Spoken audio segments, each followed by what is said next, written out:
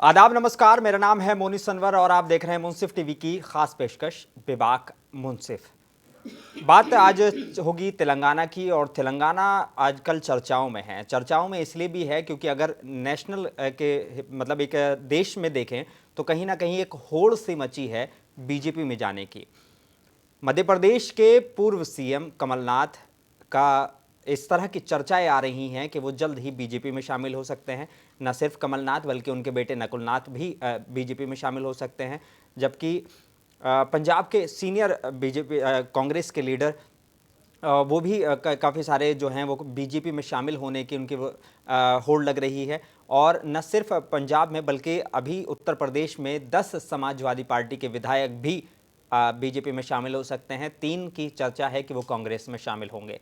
तो कहीं ना कहीं जैसे जैसे लोकसभा चुनाव करीब आ रहा है, न सिर्फ तेलंगाना में बल्कि पूरे देश में पार्टी बदलने की होड़ लगी है। हर कोई कहीं ना कहीं लोकसभा चुनाव के टिकट की उम्मीद में है, आस में है।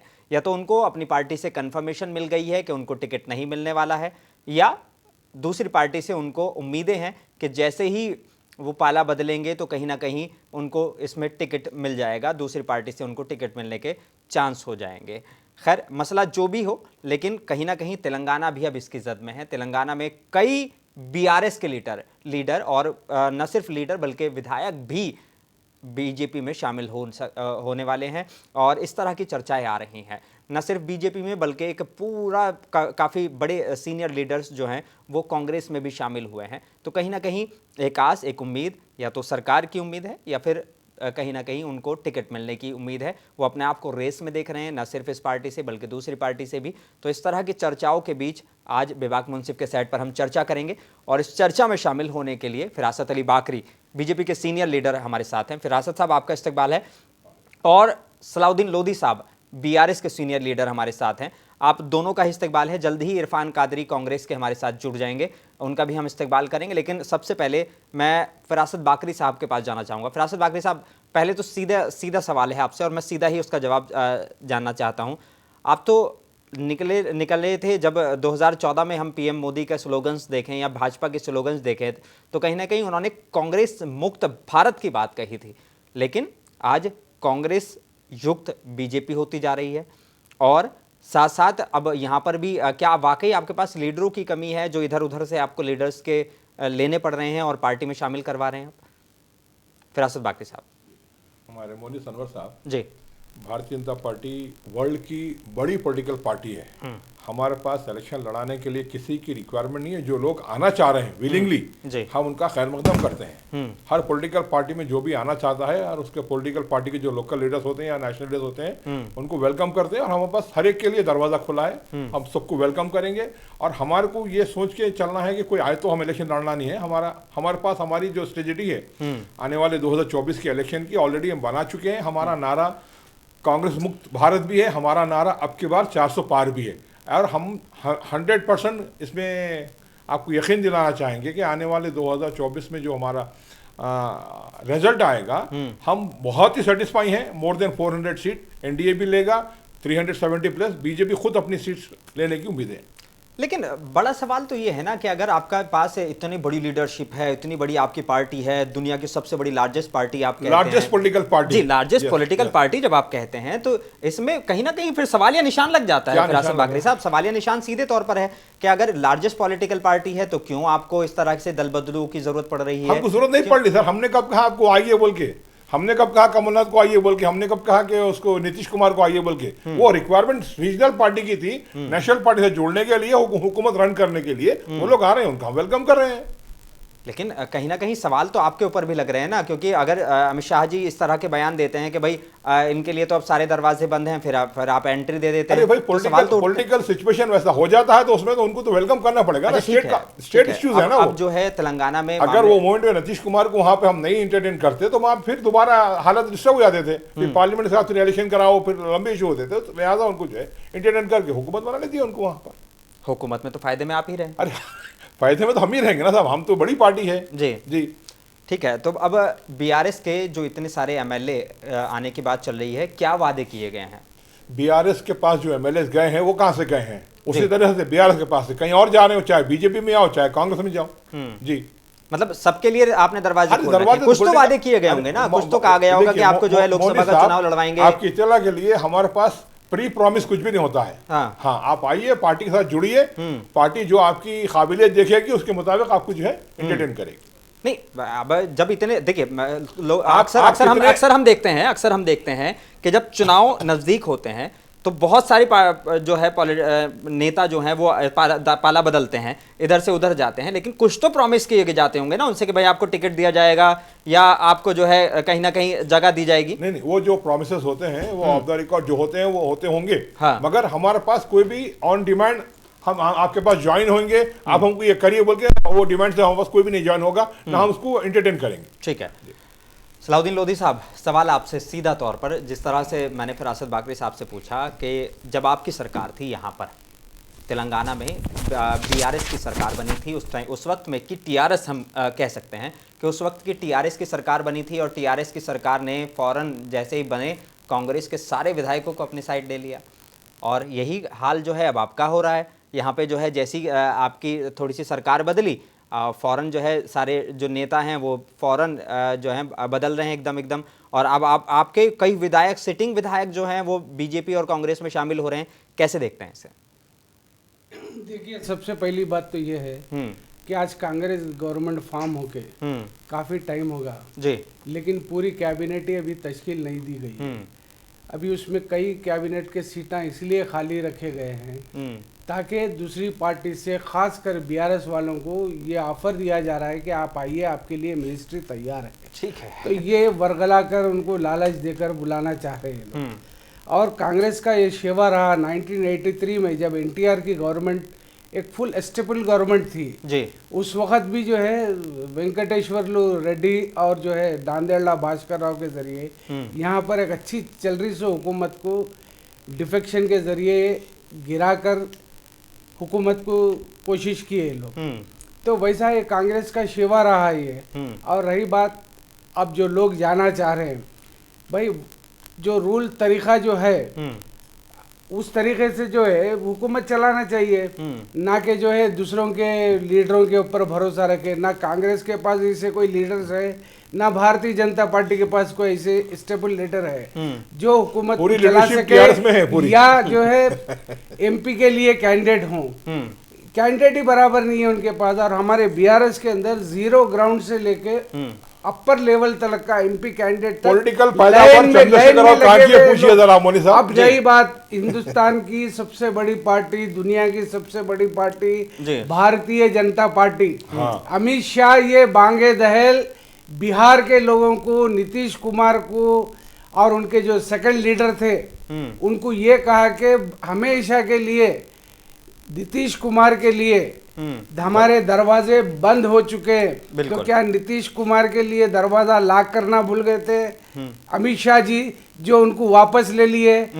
उसी तरह जो है अजीत सिंह के बेटे अजीत सिंह के बेटे, अच्छा, लोकदल पार्टी की बात कर रहा हूँ, ठीक है, उनको भी नेगोशिएशन करके 4 सीट 6 सीट एक राज्यसभा उनको भी जो है खींचना चाहिए। जब आपका दावा है 370 400 पार का, फिर आपको इन लोगों की क्या जरूरत पड़ी जो इनके पीछे नेगोशिएशन कर रहे हैं? जैसे अजीत पवार को ले लिए, अशोक चौहान को भी अभी ले लिए राज्यसभा का टिकट बोल के, उनको भी जो आना चाहता है उसको भी जो है लालच देकर, कोई भी आइए, कई लोगों को, अगर आपकी पार्टी अगर वाकई उतनी पावरफुल 370 पार अगर आपको अरे अब तो 303 ऑलरेडी हमारे मेंबर ऑफ पार्लियामेंट बीजेपी के हैं। इन लोगों के, इन लीडर्स के पीछे नहीं फिरते आप, तो बल्कि उनके लिए दरवाजे बंद करते, हमारे पास वैकेंसी नहीं है बोल के। मगर नहीं, क्योंकि आपको मालूम है 200 पार भी होना मुश्किल है, वैकेंसी क्रिएट करना पड़ता। भारतीय जनता पार्टी 200 पार भी होना मुश्किल है। ये आने वाले वक्त में कुछ ही महीने की बात है, आपके सामने सब आ जाएगा। ऐसा है, हमारी बीआरएस पार्टी मजबूत है, ग्राउंड जीरो से एमपी कैंडिडेट तक हमारे पास लीडर है जो बहुत मजबूत है। कहीं जाने वाले जा रही है, लालच दिया जा रहा है मिनिस्ट्री का, इसीलिए तो खाली रखे है मिनिस्ट्री कि भाई आइए आप मिनिस्ट्री ले बोल के ऑफर कर रहे हैं उनको। हमारे पास जो है सीएम साहब को जो है, सॉरी केसीआर साहब को रिपोर्ट करें जो लोग को ऑफर दिए या कैसा कैसा दिया, इवन कारपोरेटरों को भी ऑफर दिए गए कि भाई आप आइए सब करिए बोल के। तो ऐसा कुछ भी नहीं है, वो चाहती है क्योंकि उनके पास लीडरशिप की कमी है। अभी तो ये नया नया बाउंस है, नया नया बॉल है, नया बाउंस है कांग्रेस के एक लिए। मिसाल मशहूर है, उछाल ज्यादा रहता है, रस्सी जल के अगर बल्ले गया, थोड़ा इंतजार कीजिए, देखिए भारतीय जनता पार्टी के 4 एमपी भी नहीं रहेंगे यहाँ पर, वो भी देख लेंगे। बहुत आने वाला टाइम है। ठीक है, देख लीजिए। इरफान कादरी साहब हमारे साथ शामिल हो चुके हैं। इरफान कादरी साहब, पहले तो इस्तकबाल है आपका। और देखिए, बड़ा एलिगेशन लगाया है, क्या वाकई मंत्रियों के लिहाज से जो बंदे होने चाहिए, जो नेता के अंदर क्वालिटी होनी चाहिए, वो आपके पास नहीं है? जो सारी सीटें जो हैं ये वैकेंट रखी गई हैं कि दूसरे पार्टी से आए, हम जो है उनको मतलब मंत्री बना देंगे, क्या इस तरह का लालच दिया जा रहा है कांग्रेस की तरफ से? देखिए वरिश भाई, ये सवाल करने वालों से मैं पहले उनको याद दिला दूं कि 2018 में जब ये लोग जो है बीआरएस पार्टी जब इक़्तिदार में आई थी जी, तो 1 साल तक जो है इनके पास कोई भी मिनिस्टर जो है लोग अपॉइंट नहीं करते। तो उसका मतलब क्या था, क्या वो वेट कर रहे थे क्या कांग्रेस के जो है ना एमएलएज आपके पास आएंगे तब आप जो है मिनिस्ट्री देंगे? हमने तो कभी ऐसा नहीं कहा था। लेकिन हाँ, ये है कि हम लोग ये चाहते हैं कि कांग्रेस पार्टी जब किसी को इक़्तिदार देना चाहती है तो हम लोग फ्रीडम देते हैं। मिनिस्ट्री जब देते हैं तो उनको जो है ना पूरा फ्री हैंड देते हैं कि भाई आप काम करो, आपके लिए बेहतरी। ऐसा नहीं है कि किसी को डिप्टी सीएम बना दिया, डिप्टी सीएम लेकिन रबर स्टैंप रखा गया, होम मिनिस्टर रखा गया, लेकिन उसके बाद इतना पावर नहीं है कि वो डीसीपी कॉल कर सके, कभी जो है क्राइम के ऊपर कभी बात कर सके। ऐसा नहीं होता कांग्रेस में।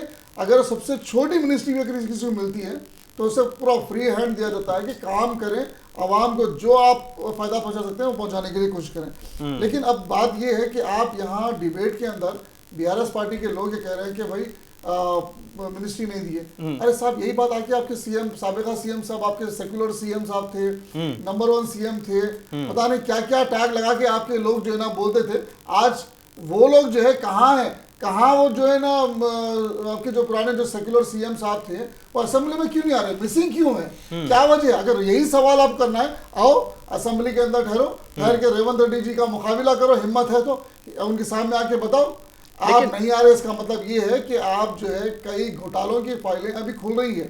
रेवंत रेड्डी साहब ने साफ तौर पे कहा था, पिछले 2 साल से कह रहे थे कि जैसे ही कांग्रेस की सरकार आएगी बीआरएस के स्कैम के ऊपर पहले कार्रवाई करेंगे, और इंशाल्लाह ये वक्त जरूर आएगा कि इनके जो साबिका सीएम थे, जो सेकुलर सीएम नंबर 1 सीएम थे, नंबर 1 घोटाला सीएम जो है ये सामने आ जाएंगे और इन्हें सीधे सीधे जेल को भेजा जाएगा।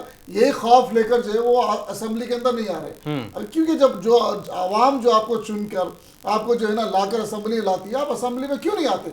लेकिन बड़ा सवाल तो ये है ना कि फिर अगर इस तरह का मामला नहीं है, आप किसी का इंतजार नहीं कर रहे हैं कि कोई पार्टी से यहाँ पर आए, तो इतने सारे लगातार जो हैं बीआरएस के लीडर कांग्रेस में शामिल हो रहे हैं, वही सवाल बीजेपी से भी है, बीजेपी में लगातार वो शामिल हो रहे हैं। और जब विधायक और ये सब लोग आ रहे हैं तो फिर आपको एंट्री क्यों दे रहे हैं? अभी तो कुछ और आपकी तरफ से बयान दिए जा रहे थे। आपको याद होगा, आपने इससे पहले भी सवाल किया था कि भाई आपकी पार्टी के लोग जा रहे हैं, तो मैं ये बोल रहा हूँ कि जाना और आना जो है ये तो आता जाता रहता है, मौसम जैसा बदलता रहता है, आना और जाना उसी तरीके से जो है ना लेकिन आते और जाते हैं। हम किसी के इंतजार में नहीं है। लेकिन लोकसभा चुनाव के लिए क्या वाकई कांग्रेस को मंथन करने की जरूरत नहीं है कि इतने बड़े बड़े लीडर, इधर से नकुलनाथ, कमलनाथ और फिर उधर से सीधा पंजाब से आपकी पूरी लीडरशिप आने के लिए तैयार है? ये क्या वाकई कांग्रेस को मंथन की जरूरत नहीं है? नवजोत सिंह सिद्धू जैसे लीडर जो पहले बीजेपी में थे, फिर कांग्रेस में आए और फिर बीजेपी में उनके जाने की बातें हो रही हैं। देखिए, जितने रूमर्स, जब तक कोई शख्स अगर जाता नहीं ना तब तक उसके ऊपर कोई बात करता है बेकार है। अगर कोई जाना चाहता है तो उसे कोई हाथ पकड़ के रुकाना कोई नहीं चाहता, और जो आना चाहता है पार्टी में उसको नहीं आने के लिए हम दरवाजे नहीं बंद कर सकते। जो आना है आइए। आइडियोलॉजी की बात है, जो आइडियोलॉजी कांग्रेस की है वो आइडियोलॉजी जैसी की वैसी रहेगी। हाँ, अगर आपके दिल में अगर लालच होगा इक़्तिदार का, अगर आपके दिल में सत्ता का लालच है, आपके दिल में राज्यसभा में जाना है, आपको लगता है कि अगर कांग्रेस पार्टी इस वक्त वीक महसूस कर रहे हैं आप, तो आपकी जो है वेलकम है, आपकी बात का आप जाइए। आप अगर महसूस करते हैं कांग्रेस पार्टी स्ट्रांग है, कांग्रेस पार्टी की जो आइडियोलॉजी को आप समझते हैं, तो आइए, वेलकम है। तो कांग्रेस पार्टी में कई जगह पर ऐसा हुआ कि कांग्रेस में कई लोग आ रहे हैं, तो इसका मतलब आप आने वालों को भी तो देखिए। कई आप बीआरएस पार्टी के लोग जो है ना कांग्रेस में ज्वाइन करने वाले, अभी मैं बीजेपी के लोग भी जो है जो कांग्रेस की आइडियोलॉजी से जुड़े हुए हैं, आइडियोलॉजी को समझते हैं, वो लोग भी जो है कांग्रेस में आ रहे हैं। तो ये आना और जाना चलते रहता है। सॉरी, बीजेपी से कोई भी नहीं आ रहा आपके पास? आइडियोलॉजी जो अरे साहब नहीं, कोई भी नहीं आ रहा। एक नाम बताइए आप। मैं नाम लेके नहीं आपको बताऊंगा। कोई भी नहीं हमारे पास का कोई गली का लीडर भी आपके पास आने तैयार नहीं है। डंके की चोट में मैंने कहा था कि कांग्रेस की सरकार आएगी। इरफान कादरी साहब, हमारे पास का कोई छोटा लीडर भी कांग्रेस ज्वाइन करने के लिए मौके पे नहीं है। बीजेपी से भी कई लीडर्स आने वाले। अभी एक दो तो जो है ना युवा मोर्चा, युवा लीडर्स है जिसका मैं नाम बोल रहे, तो विक्रम गौड़ की बात बता दूं कि अभी उन्होंने रिजाइन भी किया है, तो आने वाले भी है इंशाल्लाह। तो ये ऐसा ही देखिए, विक्रम गौड़ को गोशा में टिकट नहीं दिए, उन्होंने जो है अपना मामला विस्तारा पूरी लपट के चले गए। फिर क्या करें? मैं बोलना है कि आना जाना चलता रहता है, उसके ऊपर वो नहीं है। लेकिन हाँ, हम मिनिस्ट्री कोई बीजेपी का कोई खदावर लीडर नहीं था। लेकिन आपको नहीं लगता इरफान कादरी कितनी देर कर दी? फिर अब क्या 1 साल के बाद अगर उनको मिलेगा तो 4 साल का वक्त मिलेगा काम करने के लिए? तो कोई अगर नया मिनिस्टर बनता है, किसी को विधायक को पहली बार मिनिस्ट्री मिलती है, उसको काम सीखने में भी वक्त लगता है, समझने में वक्त लगता है उसकी मिनिस्ट्री का, तो फिर आप ये चीजें क्यों नहीं समझ रहे हैं? नहीं देखिए, मैं बता रहा हूँ आपको, कौन सा काम रुक रहा है मुझे पहले वो बताइए आप। नहीं, कौन सी मिनिस्ट्री का काम रुक रहा है? भाई ये तो साफ तौर पर रहता है कि जो मिनिस्ट्री किसी को नहीं दी जाती वो सीएम के पास रहती है, ये तो पूरी तरीके से रहती है। देखिए, जौहरी क्या करता है, अच्छे जो है ना अपने उसमें नुमाइंदों को जो है चुन के रखता है, तो यही हमारा काम है। हम ऐसे आलतू फालतू लोगों को नहीं। कहीं ऐसा तो नहीं है कि आपस में कुछ इख्तलाफात हैं जो बाहर नहीं लाना चाहते? पूरी जो है अल्हम्दुलिल्लाह पूरे मिलकर इख्तलाफात आपको समझ में नहीं आ रहे? कमलनाथ के सामने कैसा मामला चल रहा है? चाह रहे हैं कि भाई अच्छे से अच्छे लोगों को चुनकर मिनिस्ट्री लेवल दिया जाए। ये है कि माइनॉरिटी से भी जो है बड़ी मिनिस्ट्री देने की कोशिश कर रहे हैं। अभी एक छोटा सा केस हो गया, वो चल रहा है एमएलसी के ऊपर, ठीक है, वो जैसे ही वो क्लियर होगा शायद आप गौर करेंगे इंशाल्लाह। आप मुंसिफ टीवी पे मैं आपको मुबारकबाद दूंगा कि माइनॉरिटीज में भी जो है ना अच्छी सोच रख के रेवंत रेड्डी जी बड़ी मिनिस्ट्री देने की बात सोच रहे हैं ना। ऐसा नहीं है कि भाई मिनिस्ट्री दे दिया गया लेकिन आपको पोर्टफोलियो नहीं है, ऐसा नहीं है कि आपको जो है पावर्स नहीं है। कांग्रेस पार्टी चाहती है जिसको भी मिनिस्ट्री दे उसे फ्री हैंड काम करने का मौका दे, तो कांग्रेस पार्टी जिसको भी चुन के देगी बहुत अच्छे तरीके से जो है कांग्रेस देगी। ये एआईसीसी का डिसीजन होता है, लेकिन कोई काम रुक रहा नहीं। वही पार्लियामेंट इलेक्शन के बाद देगी। जिस तरह से हमने कांग्रेस पार्टी ने मैनिफेस्टो में वादे किए थे, 4 वादों के हमने अल्हम्दुलिल्लाह तकमील पे ला लिया। जैसे पहले हमने कहा कि बस फ्री करेंगे, अल्हम्दुलिल्लाह बस फ्री कर दिए महिलाओं के लिए। अब ये नाटक कर रहे हैं कि भाई ऑटो के अंदर आके बता रहे हैं कि हम ऑटो वालों के साथ बड़े हमदर्दी जाहिर करने की कोशिश कर रहे हैं, लेकिन असेंबली में क्यों नहीं आ रहे? फिर वो ऑटो वापस असेंबली के बाहर से क्यों यूटर्न हो जा रहा? ये दोहरा करने की कोशिश कर रहे हैं। और दूसरी चीज जो है, हमने कहा कि हेल्थ इश्यूज में आरोग्यश्री के अंदर जो है 10 लाख तक हमने उसको बढ़ा दिया। और ऐसा नहीं है कि बढ़ाने के बाद किसी हॉस्पिटल में नहीं होगा इलाज। जहां जहां आरोग्यश्री का है, कांग्रेस पार्टी जिस तरह से 2004 से 14 तक हेल्थ इश्यूज में काम कर रही थी, फिर उसको वापस लाकर 10 लाख का जो है हम बजट सैंक्शन करें, 10 लाख तक जो है ना उसके इलाजेस फ्री करेंगे। तो कांग्रेस पार्टी हेल्थ इश्यूज में भी काम कर रही है अल्हम्दुलिल्लाह। अब 2 चीजें हैं, इलेक्ट्रिसिटी 200 यूनिट का जो है ना काम चल रहा है, आपको भी मालूम होगा। हमने दस्तावेज जमा करने के लिए कहा और 200 यूनिट इंशाल्लाह अगले महीने से आपको वो भी हो जाएंगे। 500 रुपए गैस की भी बात हुई, 500 का गैस भी शुरू हो गया। और जो भी स्कीम्स है हमारे इंशाल्लाह 5 गारंटी स्कीम के अलावा जो भी गारंटी स्कीम्स है हम वो इसको जो है ना धीरे धीरे लागू कर रहे हैं। काम रुक रहा नहीं भाई, ठीक है। हाँ, मिनिस्ट्री जो है ना इंशाल्लाह अच्छे लेवल के लोगों को चुनकर मिनिस्ट्री देंगे। चुनना बाकी है अभी। ठीक है। सलाउद्दीन लोधी साहब, वो तो डायरेक्ट इल्ज़ाम लगा रहे हैं, बोले नंबर 1 सीएम, बेस्ट सीएम, अब वो तो जेल जाएंगे। कह रहे हैं कि उनकी जो है फाइलें जल्दी खुल गई हैं, अब तो जेल जाना उनका तय है। क्या कहेंगे? अब जो मौजूदा रेवंत रेड्डी साहब जो चीफ मिनिस्टर है हमारे आंध्र तेलंगाना स्टेट के जी, ये खुद जो है ये स्कैम में रंगे हाथ एमएलसी को खरीदने के लिए रंगे हाथ पकड़े गए थे, जिसकी वीडियो लीक हुई थी, उसमें उन्होंने अंदर भी रहे थे।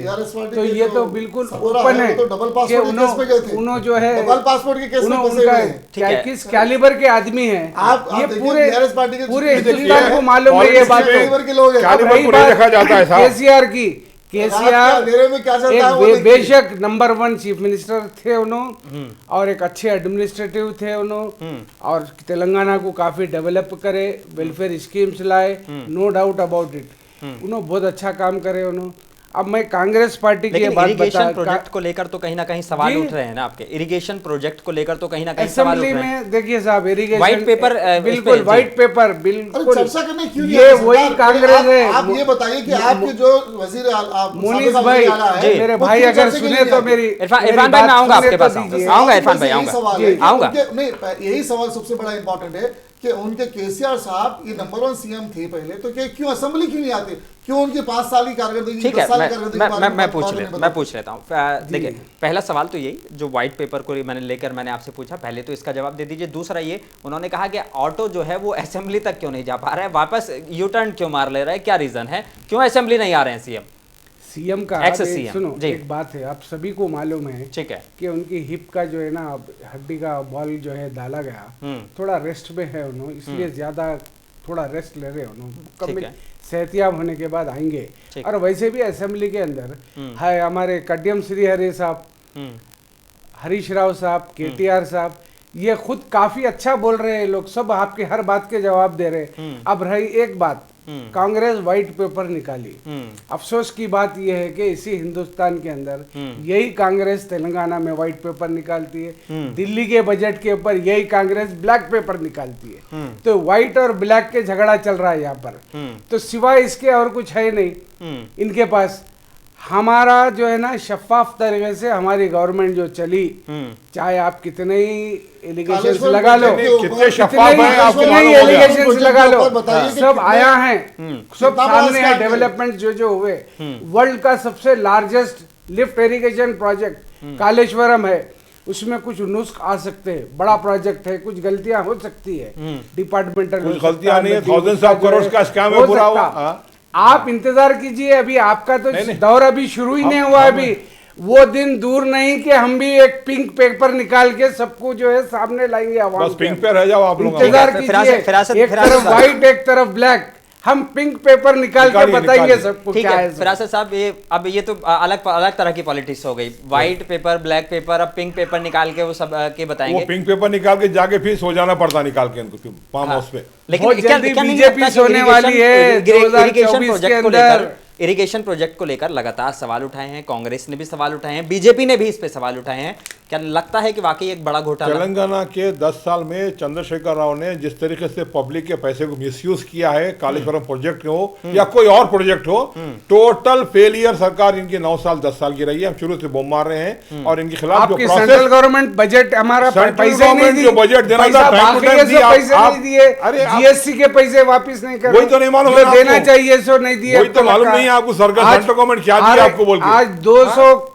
आज 200 लाख करोड़ से ज्यादा हिंदुस्तान नकल के लिए भी अकल चाहिए, एक मिसाल मशहूर है, वो आपका जवाब दीजिए। वो भी नहीं आपके नहीं, चंद्रशेखर राव के पास वो भी नहीं है क्या करना चाहिए, गवर्नमेंट ऑफ इंडिया के फंड्स लाके कैसा यूटिलाइज करना चाहिए, रिपोर्ट देना चाहिए। नहीं, खाली भारतीय जनता पार्टी को मालूम है कैसा हुकूमत चलाना, ईडी के जरिए, आईटी के जरिए, सीबीआई के जरिए, ये आप लोगों को ही मालूम है। यहाँ पे भी ईडी सीबीआई का डर है क्या? यहाँ पे क्या ईडी, इनका टोटल मामला पूरा जो है येलो करप्टेड मामला है चंद्रशेखर राव का, वो बताएंगे आपको। थोड़ा खामोश बैठे, हमारा जो प्रोसेस करना हम कर रहे हैं बिल्कुल। ना बजट दिए, हमारा पैसा जो देना है ना, आज भी तेलंगाना का पैसा बाकी है, वही गलत दिल्ली जंतर मंतर पे केरला का चीफ मिनिस्टर, कर्नाटका का चीफ तेलंगाना की बात हो रही है यहाँ पे आपकी, अपने हक के पैसों के डिमांड करने जंतर मंतर पे धरना। लेकिन ठीक है, मैं फिरासत बाकरी साहब, देखिए सवाल तो बनता है, हालांकि आज की डिबेट जो है तेलंगाना पे है, लेकिन सवाल बनता है, सवाल ये इसलिए बनता है कि ममता बनर्जी केंद्र पे यही इल्जाम लगाती हैं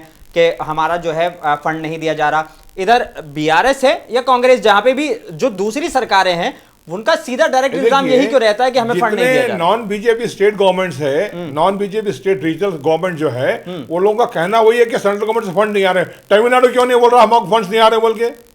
नहीं, यही तो मैं बता रहा हूँ ना आपको भाई, जो गवर्नमेंट जाके प्राइम मिनिस्टर ऑफ इंडिया से नहीं, जो गवर्नमेंट या जो फंड आ रहा है उसके, अरे भाई अगर आप साउथ के स्टेट जो है, आप ही के पास देखिए, चीफ मिनिस्टर, जो फाइनेंस मिनिस्टर, जो प्राइम मिनिस्टर से जाके अपनी रिक्वेस्ट, जो भी उनके अपने हक है, सुनिए मेरी बात, जो अपने हक है, जिस तरीके से रेवंत रेड्डी ने चीफ मिनिस्टर बनने के बाद जाके पूछा, उनके जो डिमांड थे गवर्नमेंट ऑफ इंडिया ने फुलफिल किया, उसको अभी भी बाकी ये नहीं, खाली मिल के पैसा रिलीज ही नहीं करे। लेकिन ऐसा क्यों है? ऐसा गए भी तो नहीं क्या? देखिए, केंद्र एक गार्जियन की भूमिका में है स्टेट के लिए। नहीं, समझिए फिरासत बाकरी साहब, केंद्र एक गार्जियन की भूमिका में है स्टेट के लिए। क्यों बच्चों को बार बार मांगना पड़ रहा है कि हमें दे दीजिए, हमें दे दीजिए, और भेदभाव क्यों हो रहा है फिर? ये मैं यही बोलना चाह रहा हूँ, कोई भी गार्डियंस जो है ना, अपने बच्चों को जो है किसी भी तरीके सौतेला तरीका इस्तेमाल नहीं कर सकते। लेकिन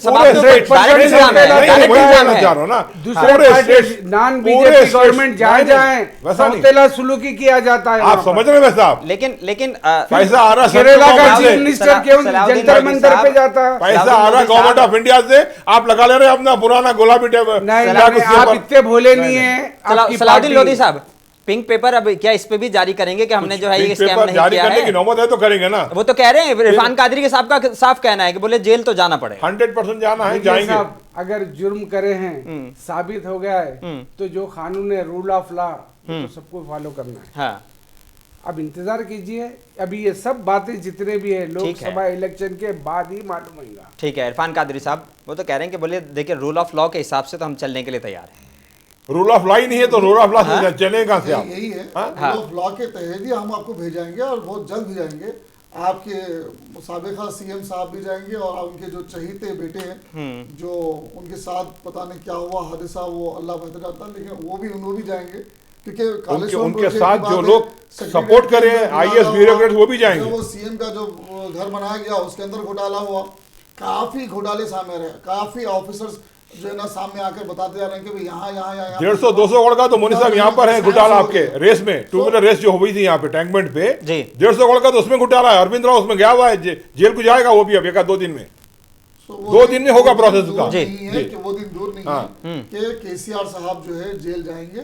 और हमें पूरा यकीन है कि कांग्रेस पार्टी जिस तरीके से काम कर रही है लोकसभा के अंदर इलेक्शन, अभी क्योंकि अब लोकसभा इलेक्शन नजदीक है, और जिस तरह से लोग जुड़ रहे हैं कांग्रेस पार्टी के कामकाज को देखकर, तो इससे साबित हो रहा है कि कांग्रेस पार्टी जो है लोकसभा के अंदर, तेलंगाना के अंदर बहुत ही अच्छा परफॉर्मेंस बताने वाली है। काफी सीट्स कांग्रेस में आने वाली है। आपकी पार्टी एक बार फिर से व्हाइट पेपर जारी करती है और कहती है कि जो तेलंगाना में ये इरिगेशन प्रोजेक्ट लाया गया था, ये कहीं ना कहीं इसने जो है तेलंगाना को डेंजर में डाला है। क्योंकि अगर हम समझें, जब इतने लाख लीटर पानी जब एक साथ जमा होगा और इस तरह के डैमेजेस, वो कहीं ना कहीं तेलंगाना को ही नुकसान पहुंचाने वाले थे। यकीनन होगा, इसलिए जो है ना कांग्रेस पार्टी यही चाहती है कि व्हाइट पेपर जारी कर और असेंबली के, लेकिन ये व्हाइट पेपर ही जारी होगा इरफान कादरी साहब? देखिए, जब हम ये चाहते हैं कि भाई जो भी चीजें हुई ना उस पर चर्चा हो, असेंबली के अंदर भी चर्चा हो, ऑल पॉलिटिकल पार्टीज बैठकर जो है मशवरा करें, एडवाइस लें कि क्या करना चाहिए इसके लिए। क्योंकि पिछली सरकार ने स्टेट को पूरा तबाह करके रखा था। जैसे आपको मालूम है, स्कैम के अलावा भी इतने खर्च में तेलंगाना स्टेट डूबा हुआ है, उसे हटाना कोई आसान बात नहीं है।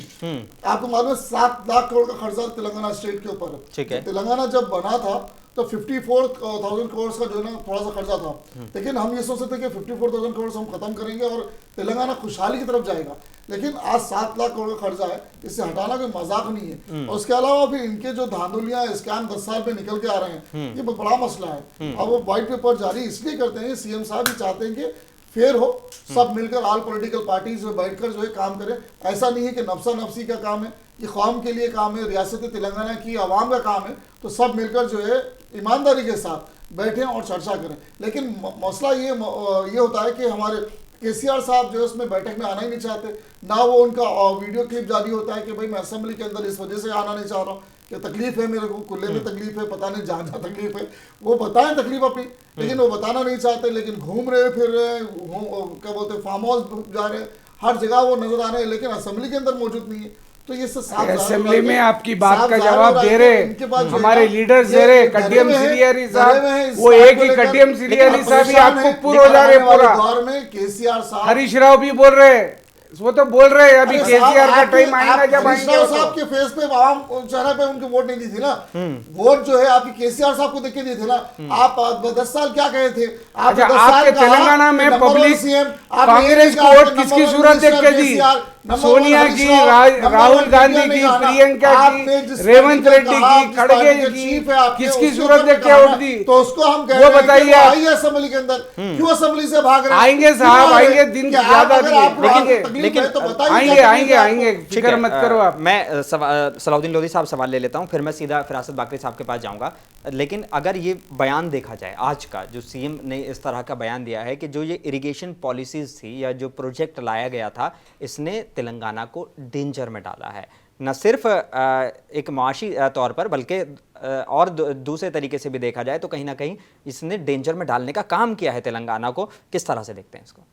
देखिए साहब, डेंजर में नहीं डाले, पब्लिक को राहत थी। 4 करोड़ आवाम को जो है, चाहे वो इंडस्ट्री हो, एग्रीकल्चर का हो, हर घर के अंदर पानी की सरबराही बेहतरीन तरीके से हो रही है। हर जगह पानी सैराब है, सब जगह मिल रहा है। टेक्निकल कहीं खराबी हो सकती है, कहीं ना कहीं हुआ है, वो उसको दुरुस्त कर देंगे, कर लेना। अब आप लोग कर लेंगे उसके अंदर एक प्रोजेक्ट। तो हम लाके इतना बड़ा वर्ल्ड का largest lift irrigation department, CM खुद गए थे देखने के लिए उसको। बिल्कुल गए ना साहब। और एक बात, असेंबली के अंदर अपोजिशन के फ्लोर लीडर अकबर अवैसी साहब बोले ऑल पार्टीज की एक मीटिंग लगाओ, अरे भाई उस पर डिस्कस करेंगे बोल के। उस पर डिस्कस करो, मालूम नहीं आता, सामने आया था।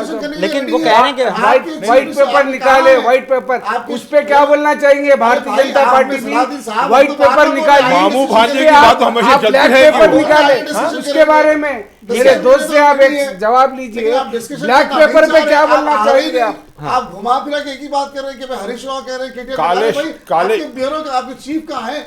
हम तो चाह रहे डिस्कशन करने के लिए, आपको बुला रहे हैं, आप क्यों मुंह छुपा के भाग रहे हो? अरे नहीं भाग रहे ना भाई, हरीश राव बात कर रहे हैं, कटियम श्री हरी साहब बात कर रहे हैं। आपकी जवाब तो आपको सब किसका मिल रहा है ना, को देकर वोट दिया था, आपको बेहतर जवाब मिल रहा है वहाँ पर। चलिए, केसीआर साहब को देकर वोट किया था, तो केसीआर साहब, अच्छा कांग्रेस को जो वोट मिले, किसको देखकर आवाम वोट दी, ये नाम तो बताओ आप कांग्रेस का। राहुल गांधी, सोनिया गांधी, प्रियंका गांधी, खड़गे, रेवंत रेड्डी, भट्टी विक्रमा, किसके नाम पे वोट मिला आपको ये तो बताओ, किसका फेस था? ठीक है। अच्छा फिर गोवा की गवर्नमेंट आपकी एक जमी हुई गवर्नमेंट थी, वहाँ की गवर्नमेंट आपके एमएलए भाग जाते, उस पे बात नहीं, करो। इस बात पे एमपी के अंदर गवर्नमेंट थी, वहाँ से आपके एमएलए चले जाते हैं। ठीक है, कर्नाटका से आपके एमएलए चले जाते हैं, हुकूमत गिर जाती है। अभी आपके अशोक चौहान महाराष्ट्र के अंदर वो जो है बीजेपी में शमूलियत इख्तियार करते हैं, तो आखिर आप अपने घर को नहीं संभाल सकते? ठीक है, मैं घर को ही नहीं संभाल सकते, ये तो तारीख है आपकी कांग्रेस की। सलाउद्दीन लोधी साहब, मैं इस पे ऑलरेडी मैं इरफान कादरी से सवाल पूछ चुका हूं। मैंने उनसे कहा था कि क्या वाकई आपको मंथन करने की जरूरत नहीं है, सोच विचार करने की जरूरत नहीं है, ये जो लगातार नेता आपकी पार्टी से जा रहे हैं इस पे क्या बात करने की जरूरत नहीं है, ये मैंने कहा था। लेकिन अब मैं नेक्स्ट इश्यू की तरफ बढ़ता हूँ। कास्ट सेंसस को लेकर बात हो रही है तेलंगाना में। बिहार पहला स्टेट बना जिसने कास्ट सेंसस कराया था, हो चुका है, मंजर आम पर अब सारे वो आ चुके हैं। अब आप बताएं कि किस तरीके से यहाँ पे जो है मैं सवाल सीधा ये फिरासत बाकरी साहब से। फिरासत बाकरी साहब, कास्ट सेंसस के आप तो घुरविरोधी रहे हैं, आपने तो साफ मना कर दिया कि भैया हम जो है कास्ट सेंसस में वो नहीं करते, आपकी पार्टी ने इसको बाकायदा इसका विरोध किया है।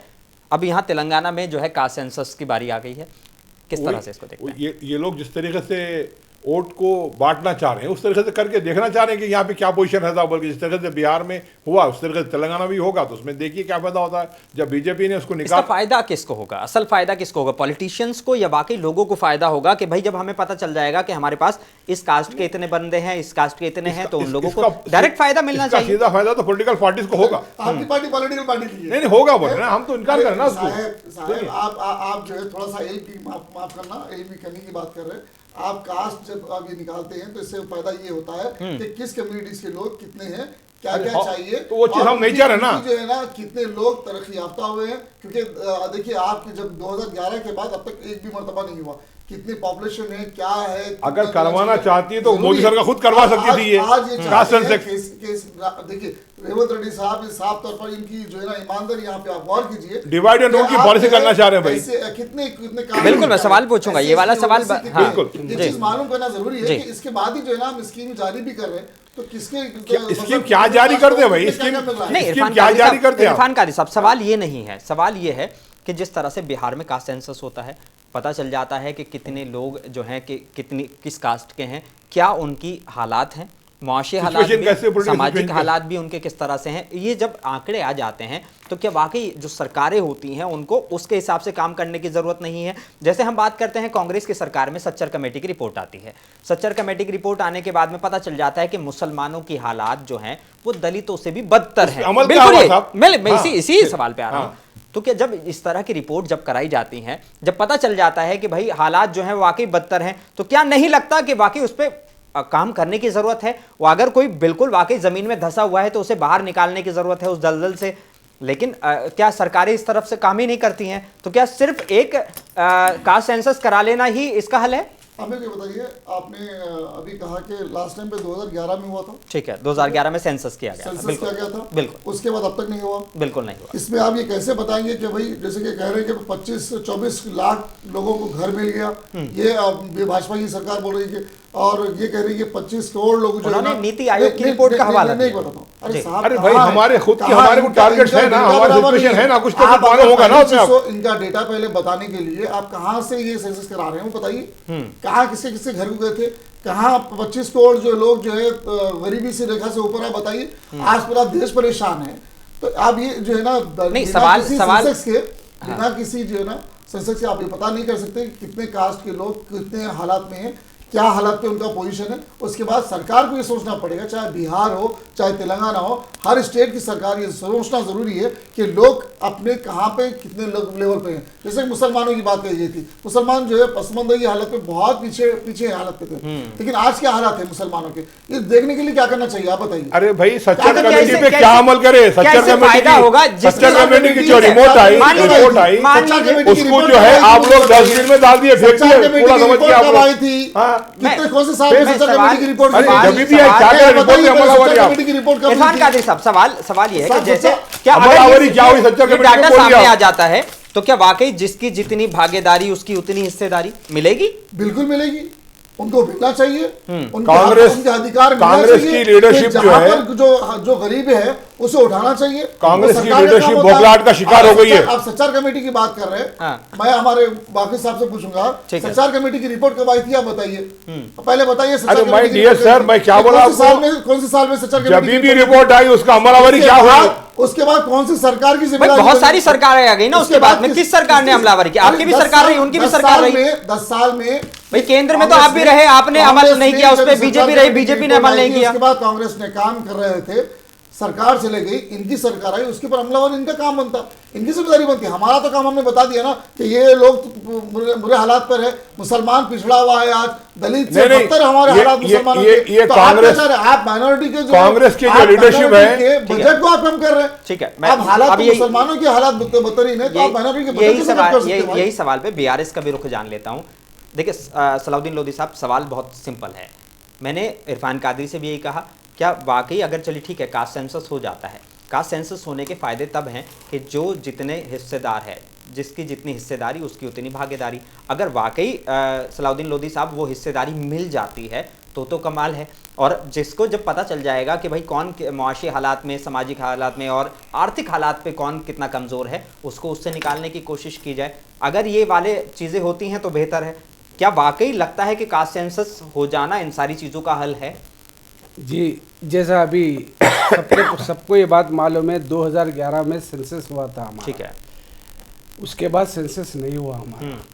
मैं आपको थोड़ा पीछे ले जाता हूँ, जब बोफोर्स कांड हुआ था राजीव गांधी के दौर में। ठीक है, तो उस वक्त जो है जब ये गड़बड़ चली, वीपी सिंह वगैरह जो एक यूनाइटेड फ्रंट बना, ठीक है, ये जो जनता दल पार्टी बनी, ये सब गड़बड़, उस वक्त जो है देश में एक रेवोल्यूशन आया था, मंडल कमंडल।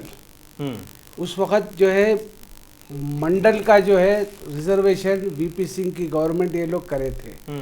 तो वो लोग पूरा रेवोल्यूशन ऐसा आया कि कांग्रेस को, जब भारतीय जनता पार्टी का नामो निशान नहीं था, उस तो ये पूरी कांग्रेस की गवर्नमेंट सत्ता चले गई थी राजीव गांधी की। तो अब यहाँ पर बस सेंसस पे आ रहा हूँ ये बात। ठीक है, जब मंडल कमंडल का जब मामला चला था, तो वैसी आज जो है हमारे को, मैं समझता हूँ अशद जरूरी है सेंसस का होना। भागीदारी की बात अलग है, लेकिन सेंसस का होना बहुत जरूरी है। जैसा हमारे रियासत के सारे हिंदुस्तान के अंदर पसमानदा तबकात जो हम बीसी बोलते, SC ST बोलते, आज इन लोगों का सेंसस होना जरूरी है। अब एक बात है, हमारे भारतीय जनता पार्टी के अगर हमारे जो प्रवक्ता यहाँ पर बैठे, अगर वो थोड़ा शांति से सुने तो मैं एक्सप्लेन कर देता हूँ। इसका नुकसान ये हुआ है कि आज मोदी जी जो है मुसलमानों के अंदर कई डिवाइड कर दिए, पसमानदा मुसलमान, ठीक उसी तरह दलितों के अंदर पसमानदा दलित, ये डिवीजन और होते जा रहे हैं इसके अंदर। इसलिए ये सेंसस का मैं मुख्तसर में बता रहा हूँ इसका मुख्तसरी कर सेंसस दीजिए, होना क्योंकि मेरे बहुत पास भी जरूरी मुख्तसर वक्त है, हाँ। बहुत जरूरी है ये सेंसस का होना। हाँ। और रही बात उसके बारे में, अब रिजर्वेशन का जो मामला है या हाँ। जो भी है, मैं उस पर कोई बात नहीं करूंगा। आप नहीं समझते हैं। सेंसस होना जरूरी है, नहीं, ठीक है, सेंसस होना जरूरी सेंसस है। अगर- और एक साहब मेरी बात थोड़ी सी रह गई। अभी जो असेंबली में रेवंत रेड्डी जी जो कांग्रेस पार्टी वो जो बात लाई है कि जो है सेंसस को लेकर? सेंसस के बारे में, तो सबसे पहले उसके मतलब लिए आपकी पार्टी एक उसका सब समर्थन करती कमेटी है, बनाना नहीं करती? चाहिए था। ठीक है, संजीदगी से अगर गौर करें तो ठीक है। सब कमेटी बनना चाहिए था, और उसके लिए कानून के माहिरीन से जो है मशवरा करके वो बात पूरी लाना चाहिए। आप कौन सी मशवरत इसका का कानून से वेलकम करेंगे इतने बड़े करोड़ रुपए का प्रोग्राम नहीं जो पूरा साहब, खराब हम कर दिए? अभी की बात हाँ? कर रहे हैं। आप क्या बात कर रहे हैं आप? पसमानदा तबकात बोल के तो ऑलरेडी डिवाइड कर दिया आप। मालूम है, पहले मालूम। शिया सुन्नी बोल के करे, अब पसमानदा तबकात, कोई नहीं divide पसमानदा करे। दलित बोल के भी कर रहे हैं अब। ये ठीक है। मैं देखिए, मैं फिरासत सेंसस की बात कर रहा हूँ। हाँ ठीक है, फिरासत बाकरी साहब, गृह ज्योति योजना 200 यूनिट बिजली मुफ्त दी जाएगी, लेकिन उसमें अब आधार कार्ड को मैंडेटरी कर दिया गया है। सवाल ये है कि अगर जिसके बिल ऑलरेडी आ रहे हैं, जिनके मीटर्स लगे हुए हैं, तो उनके आधार कार्ड की कोई ज़रूरत ही नहीं है। फिर ये आधार कार्ड की ज़रूरत इतनी क्यों पड़ गई? ये तो जो है चीफ कांग्रेस की पार्टी वाले इसका जवाब देंगे। ये सब प्रोग्राम जो है इनका बिफोर पार्लियामेंट इलेक्शन तक हथेली में जन्नत दिखाने का कांग्रेस वालों का प्रोग्राम है। पार्लियामेंट इलेक्शन हो जाने दीजिए, कौन सी ज्योति ये लोग इशू कर सकते हैं, कौन सी स्कीमों पे अमल कर सकते हैं, पार्लियामेंट इलेक्शन के पास पे अपन चर्चा कर सकते हैं। क्योंकि अभी कभी भी इलेक्शन डिक्लेयर डेट हो सकती है पार्लियामेंट की। उससे पहले इनको जो जैसा इरफान खालिद साहब ने बताया कि 200 यूनिट फ्री का प्रोसेस चल रहा है, फ्री के 500 गैस का रुपए का वो प्रोसेस चल रहा है, 10 लाख रुपए वो कर दिए हैं, जो भी कर दिए हैं। ये पार्लियामेंट इलेक्शन तक जो है पब्लिक को हथेली में जन्नत दिखाना है। साबिका में भी जो है टीआरएस सरकार ऐसी बोली, वहाँ कोई भी हॉस्पिटल के अंदर आरोग्यश्री का काम नहीं चला। ऐसे कई इश्यूज मैं खुद जाके फिजिकली जाके जो है कई हॉस्पिटल में मैं जाके उसको सॉर्ट आउट किया हूँ, और उन लोगों ने अमल उस पर नहीं किया है। तो वही हाल भी जो है कांग्रेस का है आज। इरफान काजी साहब, जब ऑलरेडी मीटर लगे हुए हैं, जिनके बिजली के मीटर्स हैं, तो वो अपने डॉक्यूमेंट देते हैं, फिर आधार कार्ड को मैंडेटरी करने की क्या जरूरत है? सबसे पहले तो हमारे बागरी साहब ये बोल रहे हैं कि हथेली में जो है चांद दिखा रहे हैं। हाँ, मैं अगले सवाल वही आने वाला था, लेकिन आप पहले उसका जवाब देना चाह रहे हैं तो ठीक है। जन्नत दिखा, ठीक है, यही हम जन्नत दिखा रहे हैं, यही पे लग जा रहे हैं। यही बात जो है आप बोला करते थे कभी बीआरएस के लिए, यहीं पर बैठ के आपने कई बार कहा है कि हथेली में जन्नत, अब वो आपके लिए इस्तेमाल होने लगा है। जी, हम जन्नत बता रहे हैं, जन्नत की राह पे लेके जा रहे हैं। ठीक है, हम जन्नत की राह में नहीं ले सकते ना। सुरेना तेलंगाना बनाने की बात कांग्रेस पार्टी जो है कर चुकी है, कर रही है। सुनहरा तेलंगाना बनाने के लिए बिहार ने भी कहा था यार इरफान काजी साहब। जी ठीक है, अपनी बात शॉर्ट में पूरी कर दीजिए। 200 यूनिट की बात इसलिए आधार कार्ड हम सबमिट कर रहे हैं कि एक डेटा कंप्लीटली मिल जाएगा। मैनेटरी कर रहे हैं, आधार कार्ड हर चीज को अलर्ट करे। वो कौन करे आधार कार्ड को मैनेटरी? पहले हर चीज को आधार कार्ड को मैनेटरी करे। भाजपा ने किया था। ठीक है, तो मतलब आप उनके नक्शे कदम पर चलेंगे। आधार कार्ड जब आप पहले स्टार्टिंग में आधार कार्ड को नहीं मानते थे, बाद में आधार कार्ड को आपने मैनेटरी कर दिया। हम चाहते हैं कि आधार कार्ड सब चीजों के लिए अगर आधार कार्ड इस्तेमाल हो रहा है तो ठीक है, आधार कार्ड को सवाल शायद पहली चीज। इरफान काजी साहब सवाल नहीं समझे आप, मेरा सवाल नहीं समझे। दूसरी बात ये कह रहे हैं कि भाई हम हथेली पे जन्नत दिखा रहे हैं। सरकार 2 करोड़ नौकरियां देने की बात की गई थी, आप जन्नत नहीं, आप कम से कम चांद तो दिखा दो। 15 लाख देने की बात की गई थी, 15 लाख हमारे अकाउंट में कहाँ है? ना नौकरी मिली, ना रोजगार मिला, अरे हमारा पैसा जो जमा था उसको भी आपने लूट लिया, हमारी जानों की जो ना लेके चले। आप कहाँ हमारे जन्नत की बात कर रहे हैं? अब मेरे सवाल पे वापस आ जाइए। मेरा सवाल ये था कि जिसके भी मीटर्स लगे हुए होते हैं वो ऑलरेडी सारे डॉक्यूमेंट सबमिट करने के बाद ही मिलते हैं। कई लोगों के पास आज भी क्या ये नए वाले मीटर्स के लिए है या जो नए वाले भाई आप जो डॉक्यूमेंट पूछे ना, हम जो डॉक्यूमेंट है उन्हें बिल पे कर रहा है, आपको आधार कार्ड की रिक्वायरमेंट क्या है? वही सवाल है। 2011 से पहले कि भी मीटर्स है लोगों के पास जहां पर मैनेटरी नहीं है, आधार कार्ड नहीं था। अगर आधार कार्ड लगा रहे हैं तो उसमें स्कैम क्या है? मेरे घर आधार कार्ड अगर आप मैनेटरी कर रहे हैं तो उसमें प्रॉब्लम क्या है मुझे बताइए साहब। मेरे घर सीआईबी क्वार्टर्स का मकान है, 1970 मकान है। डिटेल दे रहे हैं। प्रॉब्लम क्या है? अगर लगा रहे आधार कार्ड, आप पूछ रहे प्रॉब्लम क्या है? पहले प्रॉब्लम बताओ। सवाल इरफान कादरी साहब इसलिए आपने कहा कि आधार कार्ड मैं एक शॉर्ट में आधार कार्ड का नंबर लिया गया है, फिर मजीद मैंडेटरी की क्या जरूरत? मैं सवाल इसलिए पूछ रहा हूं, जब यही काम बीजेपी कर रही थी, चीज आधार कार्ड को बैंक से जोड़ने के लिए सारी चीजों के मैंडेटरी कर रही थी, तब तो आप सवाल उठा रहे थे। अब सारी चीजें आधार कार्ड पे हो गया ना सर। नहीं तो पहले मैं यही सवाल कर रहा हूँ। अच्छा, मतलब आप जो है नक्शे कदम पे चलेंगे। डॉक्यूमेंट आप आधार कार्ड पे जुड़ा दिए ना। अगर हम एक चीज पे अगर आप आधार कार्ड पूछ रहे हैं तो इतना बवाल क्यों? बवाल देखिए, बात को मत डालिए ना, बात को नहीं डालिए ना। अगर बिलो पॉवर्टी लाइन के लोग अगर आप उसको देना चाह रहे हैं, अरे क्या सोचिए। ठीक है, चलिए, लेकिन आपको सारी दुनिया सोच को जरूर कर रही है ना, इसके ऊपर बात कीजिए। ठीक है इरफान कादरी साहब, पहले चलिए 200 यूनिट मिल रहे नहीं मिल रहे, अब वो बताओ। चलिए, आप चाहे वो क्वार्टर्स में एक चीज की मुबारकबाद, पिछली डिबेट में हमने बात करी थी कि भाई ये जो जितने भी चेयरमैन्स थे सारी उनके कमीशंस के, आपने जो है उनको सबको हटाने की में तो बहुत जल्दी दिखाई थी, लेकिन जो है अपॉइंट करने में आपने बहुत देर कर दी। ये कर दी। अब जो है श्रीशिला राजैया को चेयरमैन तेलंगाना फाइनेंस कमीशन का अपॉइंट किया गया और फॉर्मर एनएसयूआई प्रेसिडेंट और कांग्रेस के लीडर सैयद अजमतुल्लाह हुसैनी साहब को जो है आपने वक्फ बोर्ड जैसे उसका प्रभार दिया है। क्या कहना चाहते हैं इसे, क्योंकि इस रेस में और भी कई बड़े नाम थे। यही तो बात है मुनीष भाई कि नहीं, किंतु परंतु है ना, जब भी अगर अच्छे बंदों को लाओ तो भी प्रॉब्लम, लेट करके अगर अच्छे बंदों लाए तो भी प्रॉब्लम। अरे भाई सबर कर लो, अच्छे लोगों को चुन के ही हम लाएंगे। 2 लोगों को हमने चुना। अजमत भाई का बहुत अच्छा रिकॉर्ड है, बहुत बढ़िया काम करेंगे। और हमारे जो फाइनेंस मिनिस्टर फाइनेंस के लिए हमने जिसको नियुक्त किया गया, इंशाल्लाह उनको भी अच्छा काम करें। और भी जो है माइनॉरिटी फाइनेंस कॉर्पोरेशन में भी अच्छे लोग आएंगे। थोड़ा सबर कर लीजिए। चेयरमैन को हमने निकाला था, बहुत जल्दी करा और इंशाल्लाह कमीशन का चेयरमैन नहीं है। नहीं मैं ये बोल रहा हूँ माइनॉरिटी फाइनेंस कॉर्पोरेशन वो कह रहे हैं कि और भी जो लोगों को चुन के लाएंगे आएंगे। ठीक है, कर लीजिए, वक्त आएगा सबको अच्छे से। ठीक है, क्या कहना चाहते हैं? मैं हमारे भाई से ये पूछना चाह रहा हूँ कांग्रेस के कि आप जैसा कि माइनॉरिटी फाइनेंस कॉर्पोरेशन है, उर्दू एकेडमी, जितने भी माइनॉरिटी जितने भी इदारे हैं, क्या उसमें अमेंडमेंट लाके ज्यादा से ज्यादा बोर्ड ऑफ डायरेक्टर्स या बोर्ड ऑफ मेंबर्स बनाएंगे, या बिल्कुल ये इसी तरह पार्लियामेंट इलेक्शन के बाद आहिस्ता एक दो ऐसी जाएगा? जरा मैं इसकी वजाहत चाहता हूँ आपसे। ठीक है, ये जो एक मिनट इरफान कादरी साहब, सवाल आप लिख लीजिए। मैं फिरासत बागरी साहब से भी आखिरी सवाल ले लेता हूँ, अगर कोई आपका सवाल है तो फिर हम इसको कंक्लूड करेंगे उसके जवाब के बाद। जी फिरासत बागरी साहब, इसको लेके कोई सवाल है आपको? नहीं, कुछ नहीं। ठीक है, इरफान कादरी साहब आप इसका जवाब दे सकते हैं। ये सब जो है ना पार्टी हमारी डिसाइड करती है, इसका पैनल डिसाइड करता है जितने लोग अभी देना है, चेयरमैनशिप वगैरह देना है। और मैं सलाउद्दीन भाई से ये कहूँगा कि सब्र कर ले, इंशाल्लाह हर किसी में जो है ना अब अमिटमेंट करना है नहीं करना है, ये सीएम साहब का फैसला है, पार्टी का फैसला है। जब होगा तो जरूर आपको मालूम हो जाएगा कि क्या क्या चीज इसमें चेंजेस कर रहे हैं और क्या नहीं कर रहे हैं। लेकिन हाँ, इतना बोल सकता हूँ कि जो भी हम काम करेंगे बहुत ईमानदारी से काम करेंगे। जो भी चेयरमैन को लाएंगे साफ आदमी को लाएंगे। और वक्फ की, जैसे कि मैं बताऊँ, अजमत भाई को हमने लाया, एक भी केस उनके ऊपर क्रिमिनल केस नहीं है और वक्फ के बारे में बहुत अच्छी नॉलेज है। वक्फ की प्रॉपर्टियों को मैं उम्मीद करता हूं कि उनसे जो है ना वक्फ की प्रॉपर्टी सेव भी होगी और आने वाले दौर में जो वक्फ की प्रॉपर्टी नाजायज कब्जे हुई है वो वक्फ की प्रॉपर्टी को भी जो है वो वापस लाने की कोशिश करेंगे इंशाल्लाह। एक फिरासत बागरी साहब ने बड़ा इशू उठाया था। इशू साफ तौर पर ये था इरफान कादरी साहब कि अगर हम देखा जाए तो ये जो वाकई आरोग्यश्री में आप 10 लाख दे दीजिए, 25 लाख दे दीजिए, कितने भी लाख का, ये तो गवर्नमेंट के हाथ में होता है, लेकिन कहीं ना कहीं जमीन पर इसको नहीं उतार पाते हैं। बहुत सारे अस्पतालों में परेशानी का लोगों को सामना करना ही पड़ता है। इसमें प्रैक्टिकली जीरो है। मैं बाकी साहब की बात को, मैं ये जो आप बोल रहे हैं 2023 तक की बात थी। अगर यहाँ पर तेलंगाना में कांग्रेस की सरकार आने के बाद अगर कहीं हो रहा है तो मैं ऑन रिकॉर्ड कह रहा हूँ, बाकी साहब कौन सा हॉस्पिटल है वो बताइए, पेशेंट का नाम बताइए, इंशाल्लाह हम जो है आपके साथ मिलकर काम करके उनका जो है इलाज फ्री कराएंगे।